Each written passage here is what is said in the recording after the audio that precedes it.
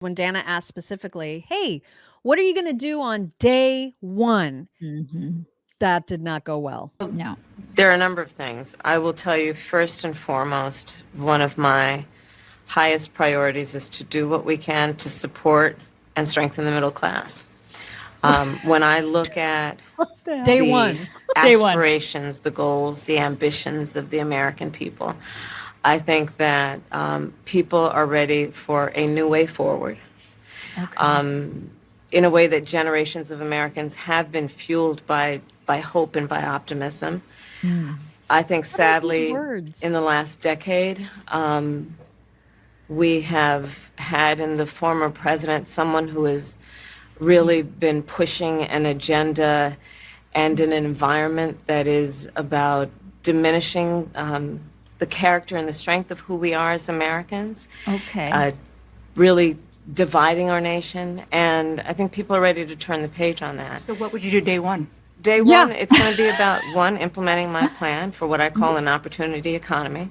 I've already laid out a number of proposals in that regard. What are they? Which include what we're going to do to bring down the cost of everyday goods, what we're going to do to invest in America's small businesses, what we're going to do to invest in families, for example, extending the child tax credit to $6,000 for families for the first year of their child's life, to help them buy a car seat, to help them buy baby clothes, a crib.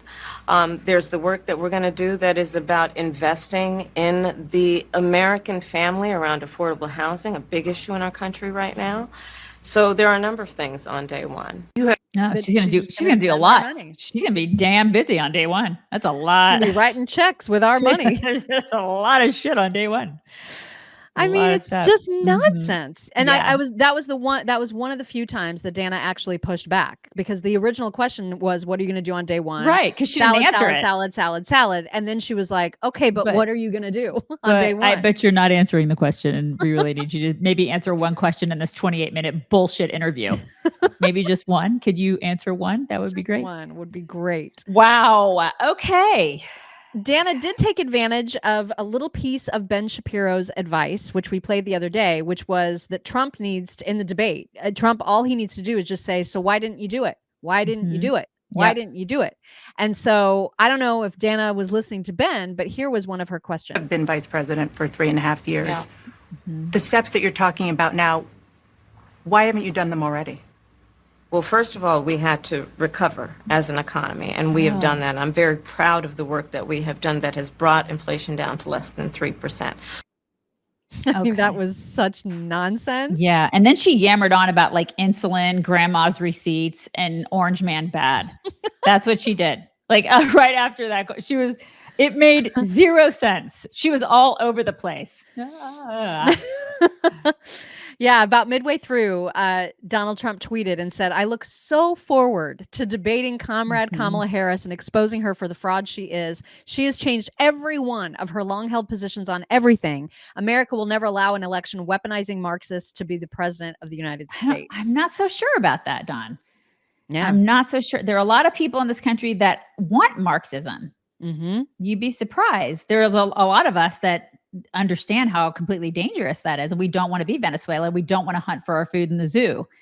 But then there are like half of us that are like, I mean, it'd be a lot easier if we were just socialists. Because I don't mind waiting in line for bread. It's fine. It's fine. So it's not that easy. But yes, I'm sure he's salivating to debate her, because I think he'll do great. I hope so. I very much looking forward to watching that fiasco take place. Please, for the love of God, whoever is in charge of it, do not make it at 9:00. Please. It's so going to be at 9:00. It totally will. It totally will. One of the worst mess ups that she had in this entire thing was the fracking question, and we're going to start it just with a quick reminder of exactly what she said back in 2019 when she was asked this question. And I've forgotten about this longer version of her answer, because you've probably all seen the one where she simply says, oh, there's no question that I'm for banning fracking, and there's just that clip. But she actually went into great detail invoking the emotional connection to her nieces in her answer. So when you hear her say, my values haven't changed, remember that she said this. I mean, this is what she said. There's no question I'm in favor of banning fracking. You know, we have to just acknowledge that the residual impact of fracking is enormous in terms of the impact on the health and safety of communities. I think about this issue through the lens of my baby nieces, who are 1.5 and 3 years old. And when I look at those babies and I think about what the world will be like in 20 years if we don't act, I'm really afraid. And as it relates to those Republicans in Congress, where I've now been for 2.5 years, every one of those members need to look at the babies, the grandbabies in their life, and then look in the mirror and ask themselves, why have they failed to act? And in 2019, you said, quote, there is no question I'm in favor of banning fracking. Fracking, as you know, is a pretty big issue, particularly in your must-win state of Pennsylvania. Sure. Do you still want to ban fracking? No, and I made that clear on the debate stage in 2020 that I would not ban fracking. As vice president, I did not ban fracking. As president, I will not ban fracking. God, she's a liar. In 2019, I believe, at a town hall, you said you were asked, would you commit to implementing a federal ban on fracking on your first day in office? And you said, there's no question I'm in favor of banning fracking. So yes. So it changed in that campaign? In 2020, I made very clear where I stand. We are in 2024, and I've not changed that position, nor will I going forward. I kept my word, and I will keep my word. What made you change that position at the time? Well, let's be clear. My values have not changed. I believe it is very important that we take seriously what we must do to guard against what is a clear crisis in terms of the climate. And to do that, we can do what we have accomplished thus far. The Inflation Reduction Act, what we have done to invest, by my calculation, over probably $1 trillion over the next 10 years, investing in a clean energy economy. What we've already done, creating over 300,000 new clean energy jobs. That tells me, from my experience as vice president, we can do it without banning fracking. In fact, Dana, I cast the tie-breaking vote that actually increased leases for fracking. You say, oh my God, this hag, she's unburdened by values is what she is. Completely unburdened. She has no values. Wow. She has no ethics. She's a freaking liar. And this whole thing about how she clarified, or she changed her position in 2020 on the debate stage. That's where everybody was just like, wait, what? What are you talking about? Because you weren't in the race at that point. And so now we know what she meant, and you're going to get clarity on that in a couple clips. This first one, though, is somebody on CNN's panel reacting to this answer and how absurd it was. That you support the Green New Deal, but you also support fracking. Those two ideals are not consistent. The end result of supporting the Green New Deal is to end fossil fuels. You can't say I support this, but also, by the way, you can have your fracking too. And so for people in Pennsylvania, those skeptical folks that are in the middle, that 5% that may determine which way that state goes, they're going to look at that and they're going to say, well, is this political pandering? Is this political expediency? Is the vice president saying whatever she needs to say to potentially win, but she doesn't believe it? And we weren't clear. She did not give a clear or decisive answer in that regard. Nope. Yeah. She did not. She didn't, because she is political pandering. That's exactly what she is. And that's who she is. She's a political panderer. Miss Panderpants.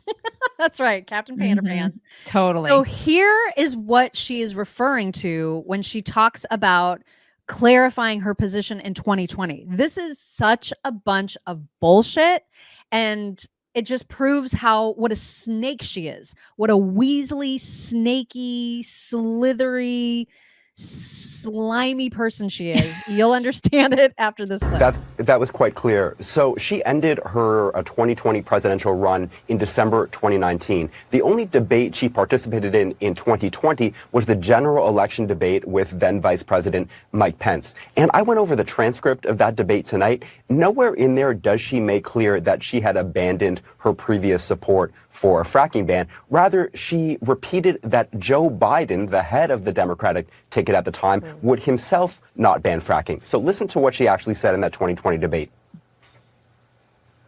Joe Biden will not end fracking. He has been very clear about that. I will repeat, and the American people know, that Joe Biden will not ban fracking. So it makes perfect sense that at the time she was speaking on behalf of Biden, the president, not the vice president, sets administration policy. But maybe other people feel differently. I certainly did not hear anywhere in there Kamala Harris saying that she personally had abandoned her previously expressed 2019 view. Rather, again, she was speaking for Joe Biden. All right. So that's what she was trying to refer back to, which is such bullshit. It is bullshit. She was speaking for Joe Biden, not for herself. And she had a little disdain in her voice when she did it. Mm-hmm. Like, yeah, you could tell. Now yeah, looking at it now, with the hindsight. Because she was just like, yeah, he's not going to do it, but I totally would have. Like, you could kind of tell in her voice that she was irritated about it. You know, because she's thinking about the babies, you guys. Right, her babies. Her babies. What a bunch of crap that is. God, this woman is just, she's despicable.